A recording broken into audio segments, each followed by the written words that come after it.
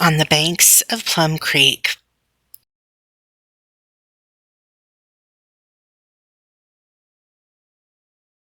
by Laura Ingalls Wilder. Illustrated by Garth Williams.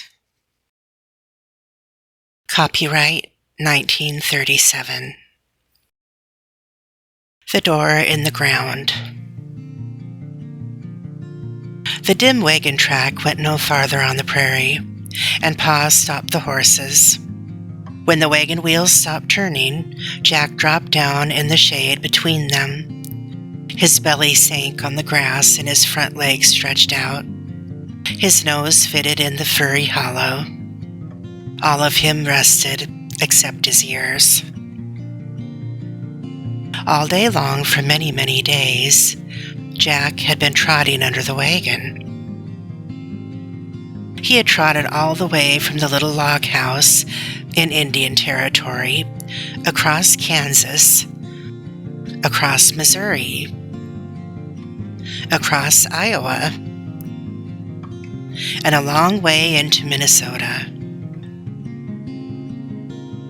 He had learned to take his rest whenever the wagon stopped. In the wagon, Laura jumped up, and so did Mary. Their legs were tired of not moving.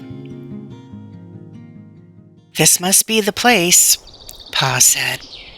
"It's half a mile up the creek from Nelson's. We've come a good half mile, and there's the creek." Laura could not see the creek. She saw a grassy bank, and beyond it a line of willow tree tops, waving in the gentle wind. Everywhere else the prairie grasses were rippling far away to the sky's straight edge. "Seems to be some kind of stable over there," said Pa, looking around the edge of the canvas wagon cover. "But where's the house?" Laura jumped inside her skin. A man was standing beside the horses. No one had been in sight anywhere, but suddenly that man was there. His hair was pale yellow, his round face was as red as an Indian's, and his eyes were so pale that they looked like a mistake. Jack growled. "Be still, Jack," said Pa. He asked the man, "Are you Mr. Hanson?" "Yeah," the man said. Pa spoke slowly and loudly. "I heard you want to go west. You trade your place?" The man looked slowly at the wagon. He looked at the mustangs, Pet and Patty. After a while, he said again, "Yeah." Pa got out of the wagon, and Ma said, "You can climb out and run around, girls. I know you are tired, sitting still."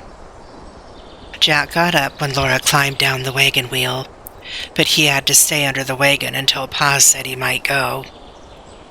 He looked out at Laura while she ran along a little path that was there.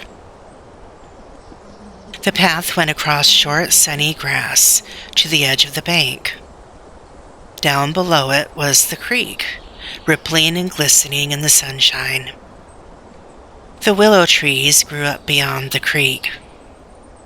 Over the edge of the bank, the path turned and went slanting down, close against the grassy bank that rose up like a wall. Laura went down it cautiously. The bank rose up beside her till she could not see the wagon.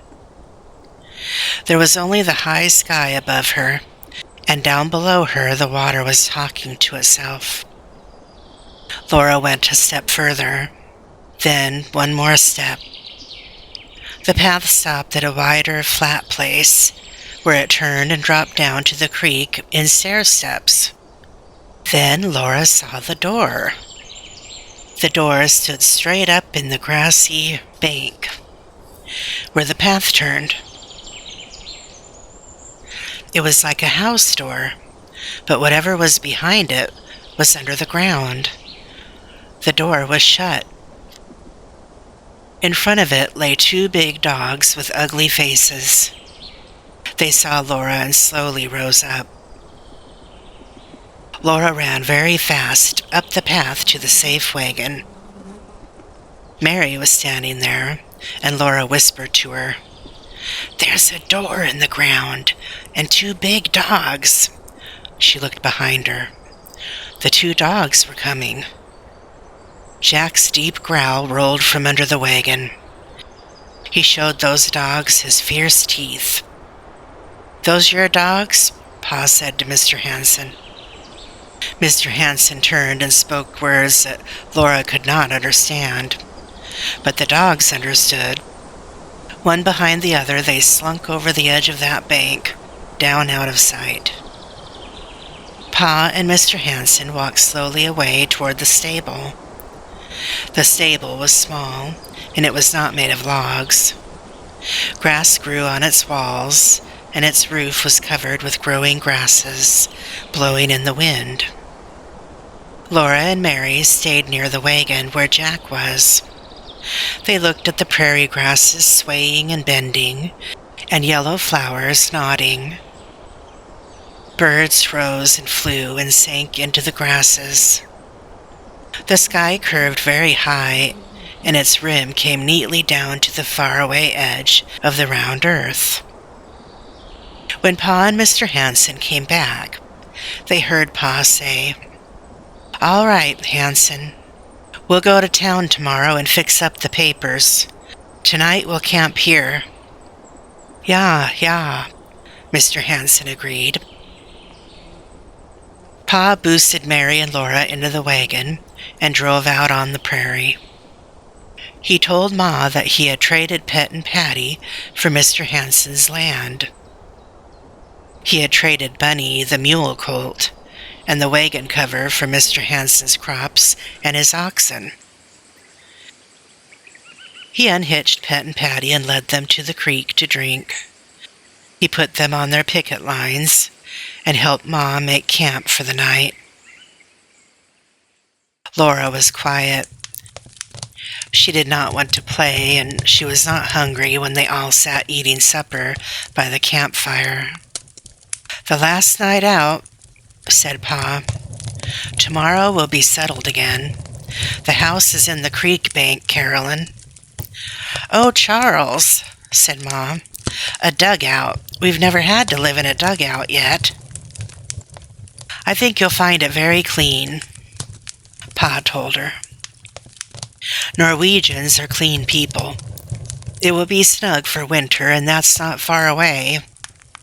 "Yes, it will be nice to be settled before snow flies," Ma agreed.